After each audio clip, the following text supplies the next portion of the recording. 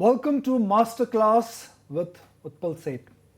We've established the concept of terminal value investing, the power of compounding, the process of terminal value investing, the components of terminal value investing. In the previous episode, our viewers would recall that the three pillars of terminal value investing which we established were megatrends, intangibles, and leadership. In this episode, we will take a deep dive. We will talk about the three pillars and the DNA of those three pillars.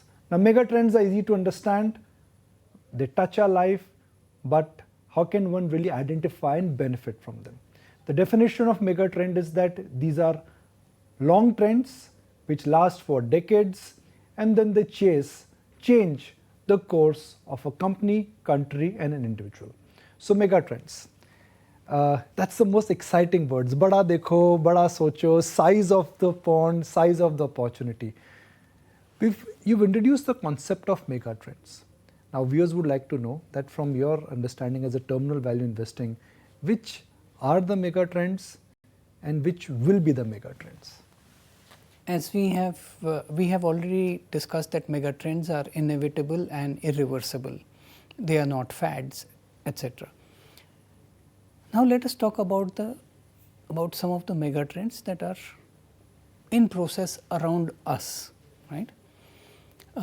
You talked about one big megatrend earlier, which is that India's per capita income, when it goes from $2,000 odd to $10,000, what happens? That is a fabulous megatrend. But that megatrend has been in process now already for many decades, when India has evolved from less than $1,000 per capita to more than $2,000 per capita. However, in that phase of this megatrend, probably it was the staples consumption which benefited. But in the recent years, we have seen that it is the durables or the discretionary consumption which is benefiting. It is a different phase of that same megatrend. So even within that megatrend, even within one megatrend, it will create multiple types of opportunities, multiple types of companies and business models that you will be able to participate in. Same way, I think how the financial savings in the country will get channelized will be another megatrend and has been. So earlier it has been deepening of the financial system penetration that has been a megatrend, but going forward it can be the more powerful megatrend could well be how the savings of Indians will be channelized. One megatrend that we've all heard about recently is the China plus one factor. Right?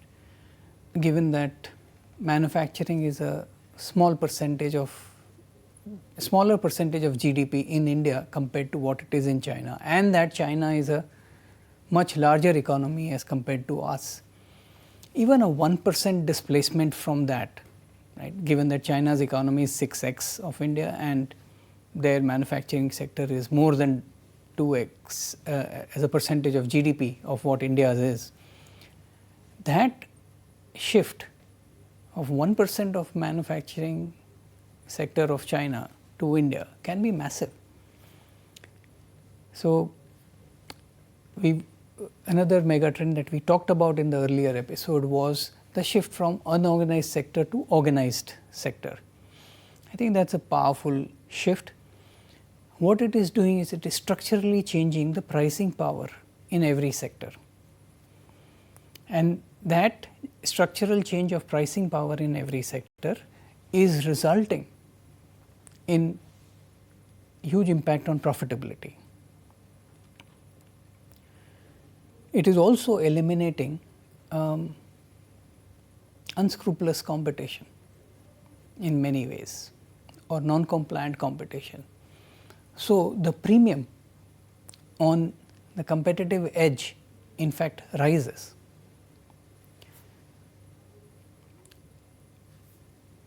One other factor that arises from this shift from unorganized sector to organized sector is that the dependence on the macroeconomic growth diminishes for companies to grow. So, let us say that India's GDP, real GDP is growing at 6.5% and inflation is 5%, let us say. So, 11.5% is our nominal GDP growth, but companies are growing at 20% plus. What is happening there? They are taking away market share from the unorganized segments. So, that is one form of displacement that is happening. Another form of displacement that is happening is the whole Atmanirbhar theme, and that displacement is resulting in domestic companies being able to cater to the domestic markets with lesser threat of imports, right. So, to my mind there are multiple mega trends. I mean, artificial intelligence, electric vehicles, renewable energy, circular economy, and so on. We have also talked about one underappreciated or some underappreciated mega trends like urbanization and female labor force participation, and some game changers as well, like the digital public infrastructure backbone, right from UPI to ONDC to account aggregators or OSIN, I think are phenomenal mega trends that are taking place. They are shifting the balance of power within the economy. So, each terminal value investor has to keep themselves aware of the mega trends that are taking place around them. And I would re-emphasize that one does not need to catch all the mega trends. You have to catch a few and participate in them for a really long period of time. So, I just want to put this point out for viewers that I know there would be curiosity to perhaps try and identify some specific mega trends, specific names, specific companies. But folks, remember, the idea of the show is not to give you a fish to eat. No. We are trying to perhaps emphasize on the fact that how can you catch the next big fish, and in this case the next mega trend. Let us dwell it down more. EV is a mega trend. We would be using more EVs. Globally, the China number, I think, if is anything to go by, it is evident India could go that way. If you have identified a mega trend, that is EV. Now, within that, how does one identify the leader? Should you go for companies which are in manufacturing, which are in auto ancillary, which are in energy? Because you identified the mega trend. How do you go about identifying leaders within that mega trend? Sure. So, Nikunj, as I first explained to you, when one is thinking about the mega trend, one must test that it is inevitable and irreversible, leading to a structural and secular change with an expanding total addressable market. Having said that, identifying the right animal in the right jungle is equally important. Remember the gorilla? I am telling my viewers, the gorilla is important. Yes. So, let us dwell a little on the leadership. Okay. So, leadership characteristics can be many. In the past, we have discussed leadership characteristics as being the one with the largest market share, or the highest customer loyalty, or the best distribution network, or it could be with the greatest adaptability, or the best business model, or frugality, and so on. and it could be a combination of these factors. But I would urge you to think of a framework in which you have incumbents and challengers in every sector, right? Even with these mega trends, sometimes you will find challengers coming out of your existing sector into your sector. Okay. The second axis is scalability and adaptability. Okay. Can you explain that? Yes. So sometimes companies have the right leadership characteristics, but somehow are not scalable. Either they don't have the hunger, or they don't have the execution capability, or they do not institutionalize as well as they should, or they are not prudent in the way that they understand and assess risk and manage risk. There could be a myriad of factors. But companies have to be scalable for the terminal value investor to make money in those companies or to create wealth in those companies. The second point is adaptability. As you correctly pointed out in one of our earlier episodes, that we are in a dynamic world. There are changes taking place at macroeconomic level, at the sector level, at the company level, and at a global level. How does a terminal value investor navigate that? And my response to that was that as a terminal value investor, I'll depend upon the team at the investee company to navigate those challenges, and they are best placed to do that.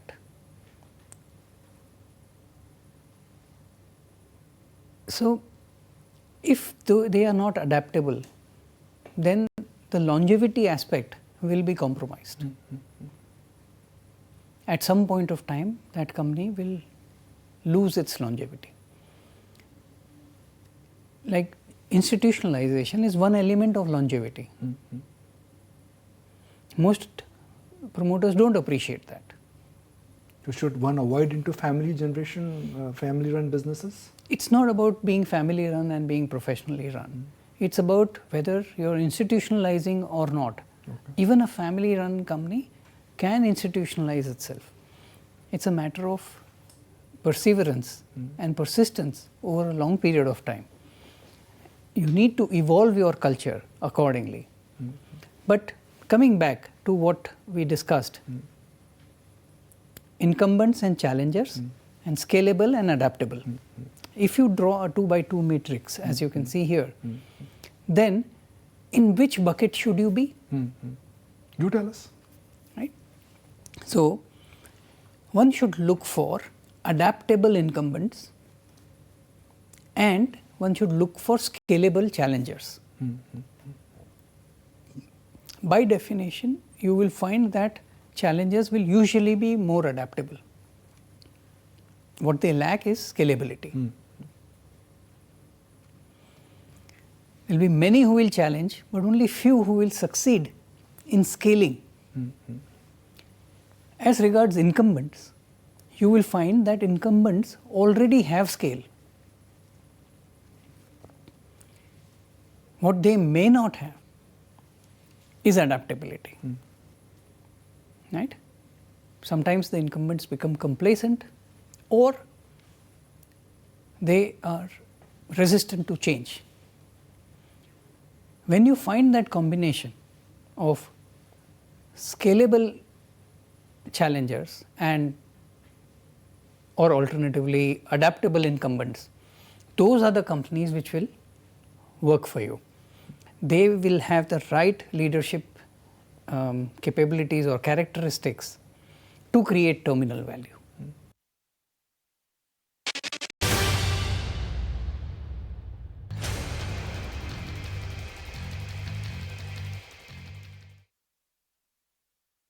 We've identified the importance of guerrilla companies. You identify guerrilla companies because they have an edge, they have strength, they can fend themselves, they are rare, and they have a long life, which means they will have a long highway or runway, as we call them. But how does one identify a young baby gorilla, which is what the endeavor is?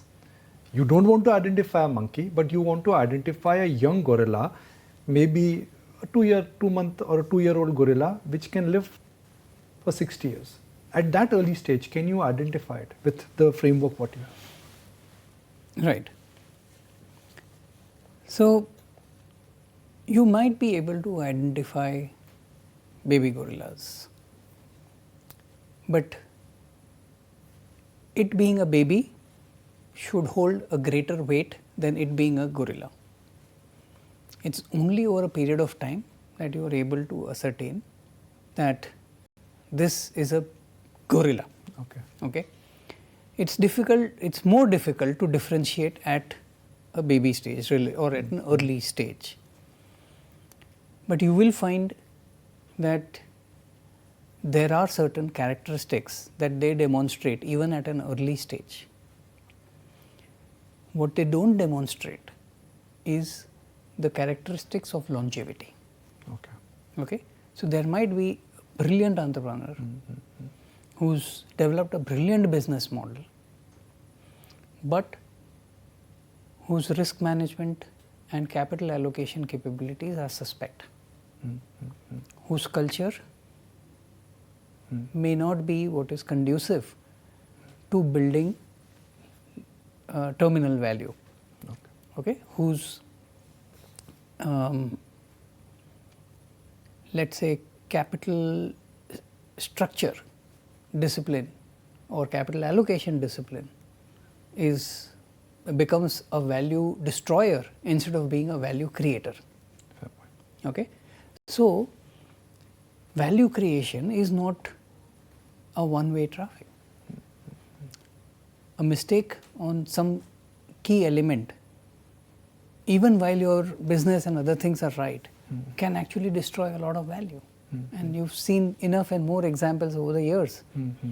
Like respect for corporate governance might be lacking in that entrepreneur. And I'm not saying that all new age entrepreneurs lack it, not by any means at all. All I'm saying is that as a terminal value investor, I will look for companies which demonstrate these characteristics, but I will calibrate the weight in my portfolio as my conviction and the probability of the terminal value keeps rising. I use this grid for myself. The bottom bucket is bucket of losers, and this is no reflection on any management at all. It's just that things somehow don't work out. The second is laggards. The third is leaders, and the fourth is legends. Terminal value that we discuss is applicable only to legends and leaders. Now, every company need not always have legend characteristics when you invest. It might have leader characteristics, but it is those companies which migrate from being leaders to legends that actually create the most value. Okay? But bear in mind that you have to apply terminal value investing only to leaders and legends. Now, they may not be very apparent leaders today, okay? But so long as they are demonstrating leadership characteristics, you will keep betting on them. But you have to keep testing your hypothesis of leadership as well, right? If they are not continuously raising the bar for themselves, as an investor you need to test that. Sometimes they make, as those leaders make some errors. At that point of time, one should not just use those errors to question their leadership. One should test whether this is a temporary change or it's a structural change. One should also test whether the intent is wrong or it's just the decision that is wrong. Right? So, I think you have to give a lot of benefit of doubt to the management teams, because they are also here with the same objective. As a shareholder, you are aligning your purpose with them and your objective with them. And so long as they act in the right framework, you should give them the benefit of doubt. But don't compromise on leadership. You cannot expect terminal value from losers and laggards. Let's recap Sure. all yours. Now we'll recap. So first, investing is an infinite game. Therefore, you must have an infinite mindset, which means a long-term approach to investing. Then, that long-term approach to investing therefore has to be focused on terminal value. What are the components of that terminal value? They are intangibles, leadership, and megatrends. But what is the process of terminal value investing? The process of terminal value investing is, first, investing is buy, hold and sell. But what terminal value investing tells you is to be able to buy, keeping in mind terminal value investing, is you need conviction and courage. The ability to hold for really long period of time and be focused on that terminal value, where you allow the terminal value to play out over a long period of time, that requires equanimity and patience. And third, in the rare occasion when you do need to sell, you sell only when your hypothesis gets broken, or there is a relative terminal value shift that is much more compelling that you want to pursue. Now, for each of these components, the common root cause is differentiated insights. And those differentiated insights have to be about the factors that are creating the terminal value, which we've already discussed earlier, which are intangibles, megatrends and leadership. That is what we have covered so far. One element that I would like to add here is value migration. Okay? We all think of value migration just as value migrating from one company to another. And of course, there is the famous book on value migration by Slyvotsky. But I would urge you to think of value migration as a dynamic process where value shifts on a temporary basis and on a permanent basis. One has to be, as a terminal value investor, you will want to focus on value shifts that are more permanent or more durable in nature. These value shifts add to the terminal value or deduct from the terminal value, depending on whether they are favorable or adverse. Okay? Value migration can happen across countries, across geographies, across sectors and even within sectors. Okay? They can happen from the incumbent to the challenger or from the challenger to the incumbent. Therefore, assessing and being aware of value migration is a very necessary part of the process. Okay? Now, value migration catalysts can be many. Right? Technology could be a catalyst, or policy can be a catalyst, and so on. But being aware of the duration of value migration is key. Equally important is the quantum of value migration and the pace of value migration. Okay? Sometimes the quantum is large, but the pace is very slow. Sometimes the quantum is large and the pace is fast. Where the pace of value migration is fast, it gets reflected into price discovery much faster. That's a great point. Okay. So they say that you should be early, but you should not be too early. Right? I'm sure you've heard that. Yes. Right. Now, I don't know whether I can differentiate between being early and being too early, but I do know that understanding the pace at which the value is migrating is what gives me the answer to that question. Well, folks, I hope you're taking notes. 4 episodes of brilliant masterclass with Utpal Sheth, and we are just not even the halfway mark, because when we meet next, it would be about creative destruction. The idea of this episode is not to be specific about a recommendation or an idea. It's about, like I said, the idea is to perhaps teach you how to catch the next fish. And once again, thank you so very much. You've been very kind with your time, and I'm sure it's a masterclass where I've learned from, and everybody really looks forward to learn much more in our forthcoming episodes. Thank you very much. Thank you, Nikunj.